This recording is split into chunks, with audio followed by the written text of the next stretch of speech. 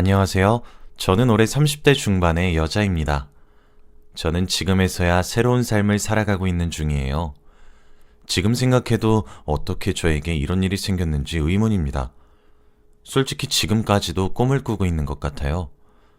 지금은 과거의 일이 다 정리가 되어서 납득한 채로 살아가고 있긴 하지만 제가 겪은 일이 워낙 독특하고 놀라운 일이라 다들 제 이야기를 들으셔도 믿기지 않을 겁니다.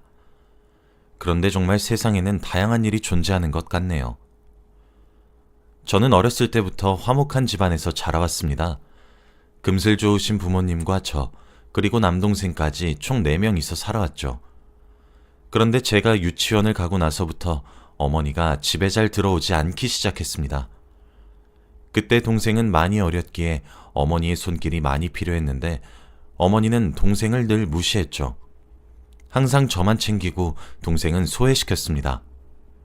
다른 사람들이 저희 남매를 보면 엄마가 같은 사람이라고 믿기지 않을 정도로 말이죠. 어머니는 항상 동생한테 차별 대우를 하셨고 옆에서 지켜보고 있던 저와 아버지가 많이 뭐라 했습니다. 착하고 바른 동생이 잘해도 혼나고 못하면 더 혼나니까 너무 마음이 아팠거든요. 그래서 어린 나이였던 제가 동생 대신에 화도 내고 했던 기억이 납니다. 아무튼 그렇게 어머니는 동생을 차별 대우를 하시다가 결국 집을 나가게 되셨어요. 항상 동생 놀아주고 밥 챙겨주는 건 저의 몫이었기 때문에 힘들진 않았습니다. 그래도 집에 엄마라는 존재가 없으니까 외롭긴 하더라고요. 어머니는 제가 유치원생 때부터 동생과 저를 차별 대우를 하시다가 제가 초등학생이 되고 몇 년이 지났을 때 집을 나가셨어요. 하루 이틀 뒤면 돌아오실 줄 알았지만 어머니는 그 뒤로 집에 오신 적이 없습니다. 아버지는 어머니가 돈을 벌러 잠깐 지방에 갔다고 했지만 저는 믿지 않았어요. 어머니가 힘들어할 때마다 항상 이혼하겠다, 집 나가겠다라는 말을 버릇처럼 하고 다녔거든요. 어머니의 그런 행동들 때문에 제가 또래들보다 조금 더 일찍 처리된 것 같기도 합니다. 어머니는 집으로 돌아오지 않으시니 아버지 혼자 저희 남매를 책임지셔야 했습니다. 항상 밤낮 없이 저희 남매를 위해서 일을 하셨고 바쁘신 와중에도 저희에 대한 관심도 끊이지 않으셨습니다. 새벽 늦게 퇴근을 하시면 자고 있는 저와 동생 옆에서 오랫동안 울다가 잠에 드셨어요. 일부러 자는 척을 한 적도 많았지만 아버지가 그렇게 힘들어하는 모습을 보니 어머니가 많이 원망스러웠습니다. 대체 동생의 어떤 부분이 마음에 들지 않아서 자식들을 버리고 갔을까요? 저는 조금이라도 아버지의 짐을 덜어드리고자 동생을 살뜰히 보살폈습니다. 제가 엄마의 노릇을 대신했다고 할 수 있죠. 그래서 동생도 저를 많이 의지했고 저희 남매는 사이가 아주 좋았습니다. 동생은 저 없이 살 수 없다는 말을 달고 살았어요. 그리고 저희 동네에 저희 집안의 일이 소문이 나고 저희 남매가 어른들에게 사랑을 많이 받았습니다. 일찍 철이 들었다면서 저희 남매를 동네 분들께서 많이 챙겨주셨거든요. 항상 저녁밥도 챙겨주시고 놀러도 데리고 다녀주시면서 다들 부모님처럼 대해주셨습니다. 그런 따뜻한 동네에서 살다 보니까 동생을 더 잘 보살펴줄 수 있었던 것 같아요. 그런데 아버지가 정말로 정이 많은 사람이세요. 어느 정도로 많냐면 주위에서 아버지한테 바보 같다고 말할 정도입니다. 아버지는 주위 사람들의 딱한 사정을 들으면 쉽게 넘기지 못하세요. 깊게 감정이입을 하시고 마치 자기 일처럼 헌신을 다해 도와주십니다. 다들 주위에서는 아버지한테 미련하다고 굳이 그렇게까지 할 필요 없다고 말리시지만 저는 아버지의 그런 모습을 보고 많이 배웠어요. 저와 동생도 커서 아버지처럼 저런 착하고 친절을 베푸는 사람이 되어야겠다고 다짐했습니다. 다른 사람들이 미련하다고 바보 같다고 아버지를 욕해도 저와 동생은 아버지를 늘 응원했어요. 저희한테는 슈퍼맨과 다름없었거든요. 그렇게 저희는 커서 금방 성인이 되었습니다. 그동안 정말 힘들고 다사다난했지만 그래도 저희는 희망을 잃지 않았어요. 저와 동생은 정말 남이라고 해도 믿을 만큼 닮지 않았고 성격도 정반대입니다. 어떻게 똑같은 뱃속에서 나왔지 싶을 만큼요. 동생과 저는 하나부터 열까지 맞는 구석이 없었습니다. 그래도 핏줄이고 남매라는 거 하나로 맞춰가며 살았죠. 아버지는 저희가 커갈수록 돈벌이가 더 부족하셨는지 결국 해외로 가서 일을 하시게 되었어요. 정말 멀고 대화 하나 못하는 곳에서 어떻게 사실까 걱정이 많이 되었지만 끝까지 저희 남매만 생각하시며 비행기를 타고 먼 곳으로 가셨습니다. 주기적으로 한국으로 돌아오시긴 하지만 그래도 거의 저와 동생 둘이서 산다고 해도 무방하죠. 저와 동생은 성인이 되자마자 일을 시작했어요. 남들은 대학교를 가면서 열심히 공부를 하지만 저희는 생계유지가 제일 급했거든요. 아무튼 저와 남동생은 나름 만족스러운 회사에 취직도 성공했고 이제 점점 생활이 여유로워지게 되었어요. 항상 아버지를 한국으로 모셔서 새 가족이서 행복하게 사는 게 저희 남매의 꿈이었습니다. 저는 이제 나이도 점점 차고 직장에서도 어느덧 상사가 되어버렸어요. 입사한 지가 엊그제 같은데 세월이 왜 이렇게 금방 가는지 제가 벌써 한 부서의 팀장이 되었습니다. 그리고 다들 제 주위에서 결혼을 하나둘씩 하니까 저도 결혼이 하고 싶더라고요. 그래서 제가 당당하게 그때 만나던 남자친구한테 청혼을 했습니다. 제가 먼저 결혼을 하자고 반지를 주고 프로포즈를 했어요. 남자친구는 이런 건 남자가 해야 된다며 부끄러워했지만 저는 아랑곳하지 않고 청혼했죠. 다행히도 남자친구는 승낙을 해주었고 저희는 결혼을 하기로 결정했습니다. 저희 둘 다 바쁘고 결혼식에 대한 미련이 없어서 결혼식을 올리지 않기로 했어요. 혼인신고만 하고 신혼집에 바로 입주를 하기로 했습니다. 그리고 드디어 양가 부모님에게 인사를 드리러 가게 되었어요. 우선 저희 아버지와 남자친구 그리고 제 남동생 넷이서 만나게 되었습니다. 아버지가 사위 얼른 보고 싶다고 외국에서 바로 비행기를 끊고 달려오셨어요. 다행히도 남자친구가 너무 마음에 든다고 하셔서 천만다행이었습니다. 그리고 남동생도 좋다고 매형이 생기는 거냐고 기뻐했죠. 저희 집은 무난하게 잘 넘겼지만 문제는 남자친구의 집안이었습니다. 제가 어머니 없이 아버지 밑에서 자라왔다고 하면 싫어하실 것 같았거든요. 그리고 대학도 나오지 않았고 돈을 잘 벌지 못하는 곳에서 일을 하고 있다고 하면 자기 아들 고생시킨다고 반대할 것 같았습니다. 그런데 그건 저만의 착각에 불과했어요. 남자친구의 집안도 저희 집처럼 한부모 가정이었습니다. 어릴 때부터 아버지 밑에서 자라왔대요. 그리고 외동아들이라서 좋은 곳에 장가를 보내고 싶을 줄 알았는데 시아버지는 저를 너무 좋아해 주셨습니다. 얼른 며느리 보고 싶다면서 벌써부터 저를 며느라 하시는데 기분이 너무 좋은 거 있죠? 저희는 양가 가족에게 인사드리는 것도 성공적이었고 이제 본격적으로 결혼 준비를 하기 시작했습니다. 확실히 결혼식을 올리지 않으니까 별로 할 게 없더라고요. 웨딩 사진 찍고 혼수 같은 것만 준비하면 되었습니다. 그리고 결혼 준비를 하면서 알게 된 사실이 하나 있었어요. 바로 시아버지가 지금 만나는 여자분이 있다고 하시는 겁니다. 만난 지는 5년 정도 되었는데 저희가 결혼을 하고 나서 조금 잠잠해질 때 재혼을 하시겠다고 했대요. 그리고 재혼을 하시고 정식적인 가족이 되었을 때 저에게 인사를 드리고 싶다고 말씀하셨답니다. 저는 너무 잘됐다며 좋아했고 남편도 노년에 아버지 혼자 안 계셔도 돼서 너무 좋다고 말하였죠. 저희는 혼인신고도 하고 신혼집에 입주도 했습니다. 정말로 부부의 모습을 제대로 갖추게 되었죠. 그리고 저희가 한창 신혼일 때 시아버지가 재혼을 하셨어요. 재혼하시는 여성분은 정말 아리따우시고 곱게 생기셨더라고요. 5년 동안 만나셨다는 이야기를 듣고 깜짝 놀랐습니다. 두 분도 결혼식을 올리지 않으셨고 혼인신고만 하셨어요. 집안에 좋은 소식이 배로 들어오니까 너무 좋은 거 있죠. 그리고 얼마 지나지 않아서 정식적으로 소개를 받았습니다. 시어머니라는 말을 입 밖으로 꺼내기가 조금 기분이 묘하긴 하더라고요.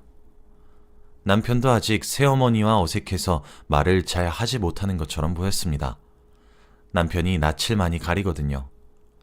시어머니의 성격은 정말 활발하시고 말도 재밌게 잘하세요. 그래서 어색한 분위기를 잘 깨주시고 저를 딸처럼 여겨주셨습니다. 시댁에 놀러갈 때마다 저는 공주 대접을 받았고 매번 자기가 다 하겠다며 시어머니가 움직이셨죠. 저도 보고만 있을 순 없으니 항상 시어머니에게 앉아있으라고 티격태격하며 장난을 치곤 했습니다. 아무튼 그렇게 저희 시댁의 분위기는 아주 화목했어요.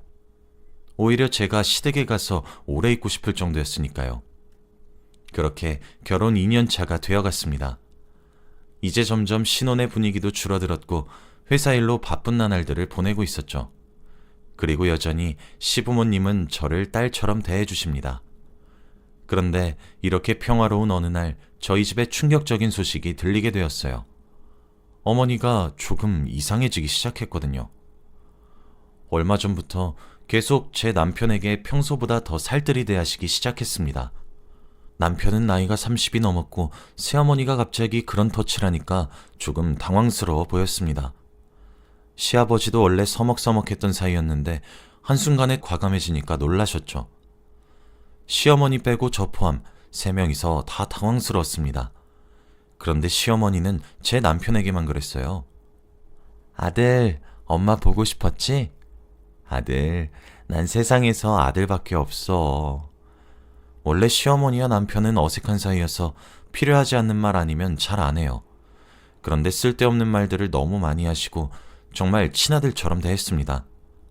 그리고 항상 남편한테만 선물을 사주시면서 길 지나가다가 아들 생각이 나서 샀어 라고 하거나 뭐든 제 남편과 함께 하려고 했죠. 처음에는 어색함을 풀고 친해지고 싶어서 그러나 보다 했는데 시간이 지날수록 이상했습니다. 제가 어머니, 제 선물은 없어요? 저 속상해요 라고 애교를 부리며 시어머니한테 말을 해도 항상 무시했어요. 원래 그런 사람이 전혀 아닌데 말이죠. 시아버지도 요즘 따라 시어머니가 이상하다면서 병원에 가야겠다고 하더라고요. 가끔씩 자기한테 누구냐고 물어보기도 하고 건망증이 너무 심해졌다고 하면서 말이죠. 항상 저를 딸처럼 대해주시던 시어머니가 최근 들어 저와 시아버지에게는 전혀 관심이 없고 오로지 남편만 좋아하니까 이상하긴 했습니다. 그리고 저희 4명은 시어머니를 데리고 큰 병원으로 갔어요. 검사가 되는 건 전부 다 했습니다. 시어머니는 검사 과정이 무서우셨는지 남편의 손만 꼭 잡고 있었고 저와 아버지는 투명인간 취급을 했죠. 그리고 얼마 지나지 않아 검사 결과가 나왔습니다. 건강하신 줄 알았던 시어머니의 병명은 바로 치매였습니다. 중간중간 원래의 기억이 돌아오긴 하는데 제정신인 시간이 점점 줄어들고 있다고 해요. 그리고 지금 아들한테 이렇게 살뜰하신 이유가 바로 시어머니의 과거 때문이라고 합니다. 예전에 결혼 초에 남편한테 한번 들은 적이 있었는데 시어머니가 사실 시아버지와 만나기 전에 결혼을 하신 적이 있대요. 그래서 아이를 낳았는데 돈 때문에 보육원에 잠시 맡겨두고 도망쳤다가 돈을 얼추 모으고 아이를 다시 데려가기 위해 보육원에 갔는데 다른 사람이 입양을 했다고 합니다. 결국 지금까지 자신의 자식 소식도 모르고 아무것도 모른대요. 그래서 그때의 기억이 사무쳐서 제 남편을 자신이 낳은 친아들로 본다고 합니다. 저희 셋은 그 자리에서 숙연해졌고 아무 말도 할 수 없었어요. 그동안 시어머니는 남편한테 아들이라고 부르면서 이거 하자 저거 하자 하는데 가슴이 미어지더라고요. 얼마나 힘드셨으면 아직도 기억을 하실까요? 그리고 의사 선생님께서 저희에게 여기서 더 심해지실 테니 하루라도 빨리 추억을 쌓으라고 했습니다. 저희는 병실에 나왔고 정말 오랜 고민을 했어요. 앞으로는 어떻게 해야 할지 말이죠. 그러다가 결론은 저와 남편이 시어머니의 친아들을 찾아주기로 했습니다. 시어머니는 치매셨지만 보육원 이름과 아이의 이름은 다 기억하고 있었어요. 항상 남편의 이름 말고 자기 아들의 이름을 불렀는데 그게 정말 다 사연이 있는 줄 몰랐습니다. 아무튼 시어머니가 말씀해주신 보육원으로 가게 되었어요. 그런데 그 보육원은 제 고향에 있는 곳이더라고요. 어렸을 때 잠깐 살았던 곳이었습니다. 저희가 어렸을 때 이곳을 떠나 다른 곳으로 이사를 갔지만 저는 조금이나마 기억해요. 그리고 동네에 보육원이 있다는 걸 말로만 들었는데 우연히 그 보육원이 시어머니가 말씀하신 곳이었더라고요. 아무튼 저와 남편은 보육원에 들어가서 원장님을 뵈었습니다. 그리고 원장님은 저를 보자마자 민혁이 누나 아니세요? 라고 하며 제 남동생의 이름을 말하는 겁니다. 저는 너무 놀라서 입을 틀어막고 어떻게 하셨어요? 라고 했죠. 그러면서 원장님은 아이고 왜 몰라요. 여기 얼굴에 점이랑 딱 보니까 민혁이 누난데. 여기서 오래 살았던 사람들은 민혁이 남매 다 알잖여. 라고 했습니다. 제가 이웃들한테 많은 도움을 받았던 동네가 바로 여기였거든요. 그래서 저희 남매를 모르는 동네 주민분들이 없었는데 이렇게 보육원 원장님까지 아시니까 신기하더군요. 그리고 저희는 보육원 원장님에게 양해를 구해 시어머니가 말씀하신 이름에 대해 찾아보려고 했습니다. 저희 부부는 원장님에게 혹시 이 보육원에 김동현이라는 남자아이가 있었나요? 라고 물었어요. 그런데 원장님은 갑자기 당황을 하시더니 동현이? 무슨 소리 하는 거야? 동현이가 민혁이잖아. 라고 하는 겁니다. 저와 남편은 이해가 되지 않아서 말문이 턱 막혔죠. 그런데 저희의 표정을 보고 원장님이 더 당황을 하시면서 아니, 동현이가 여기서 자랐다가 아버지가 입양해 가신 거 몰라? 너 그때 아버지 손잡고 동생 생긴다고 좋아하면서 졸래졸래 따라왔잖아. 아, 그땐 너무 어려서 기억이 안 날라나? 라고 했습니다. 저와 남편은 아무 말도 나오지 않았어요. 원장님 말에 의하면 제 남동생이 시어머니가 찾고 있는 자신의 아들인 김동현이라는 아이라는 거잖아요. 저는 보육원을 박차고 나가 주저앉은 채로 심호흡을 했습니다. 그리고 남편이 저를 뒤따라 나와 도와주었어요. 겨우 정신을 차리고 저는 이 모든 일을 다 알고 있을 만한 사람인 아버지한테 전화를 했습니다. 그리고 제가 들었던 내용에 대해서 다 말했어요. 그런데 정말 충격적이었습니다. 보육원 원장님께서 하신 말씀이 다 사실이었거든요. 아버지는 한숨을 쉬시며 그동안 말하지 못해서 미안하다고 하셨습니다. 그리고 정말 제 남동생이 동현이란 아이가 맞대요. 아버지가 정이 너무 많으셔서 보육원에 봉사활동도 자주 갔습니다. 그런데 봉사활동을 하다가 동현이가 눈에 띄었다고 해요. 그때는 동생이 신생아만큼의 갓난아기였는데 너무 마르고 애가 울지도 않았다고 합니다. 그래서 마음이 쓰여서 원장님에게 어떻게 온 애냐고 물었더니 애엄마가 새벽에 버리고 갔대요. 근데 애가 너무 순해서 울지도 않는다고, 그래서 더 안타까웠다고 합니다. 결국 아버지는 막무가내로 집에 동현이를 데리고 왔다고 해요. 어머니는 갑자기 이게 무슨 일이냐고 화를 불같이 냈지만 아버지가 원래 그런 성격인 걸 아니 참으셨다고 하더군요. 그런데 아버지가 하루 종일 일만 하셔서 육아는 오로지 어머니 담당이었으니 두 아이를 감당하기 힘드셨다고 합니다. 그래서 결국 두 분은 이혼을 하셨다고 합니다. 이제서야 모든 퍼즐이 다 맞추어졌어요. 왜 어머니가 동생을 그렇게 싫어하고 막대했는지 납득이 됐습니다. 어머니의 친아들이 아니었기 때문이죠. 그리고 더 놀라운 건 시어머니가 어떻게 동현이의 친엄마인가요? 세상에 이런 우연이 있을 수 있을까요? 저와 남편은 할 말을 잃었고 앞으로 어떻게 해야 할지 감이 잡히지 않았습니다. 그럼 제 남동생이 핏줄로 따지면 시어머니의 아들이니까 그럼 남편과 형제 아닌가요? 갑자기 족보가 꼬이고 이러니까 너무 당황스러웠습니다. 그리고 무엇보다 제일 놀란 건 아버지였죠. 자신이 아들을 버리고 간 여자가 어떻게 사돈일 수 있을까요? 세상의 우연은 정말 대단한 것 같습니다. 그리고 이 사실을 동생한테 어떻게 말을 해야 할지 굉장히 고민이 되었어요. 동생이 혹시라도 아버지한테 배신감을 느끼고 호적에서 빼달라고 하면 어쩌나 고민이 되었거든요. 제가 많은 걱정을 하고 있는데 아버지가 자기가 직접 아들한테 말을 하겠다고 하더라고요. 그래서 아버지한테 맡겼고 저와 남편은 무거운 발걸음으로 시댁에 갔습니다. 그리고 모든 사실을 다 말했어요.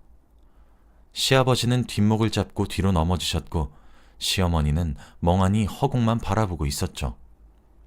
저희도 이 상황을 말할까 말까 수많은 고민을 했지만 말하는 게 옳다고 결론이 나왔어요. 그리고 이제 정말로 남동생의 답변만 기다려야 했습니다.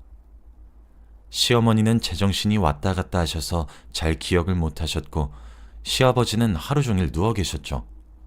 그리고 남동생은 며칠 뒤에 연락이 왔습니다.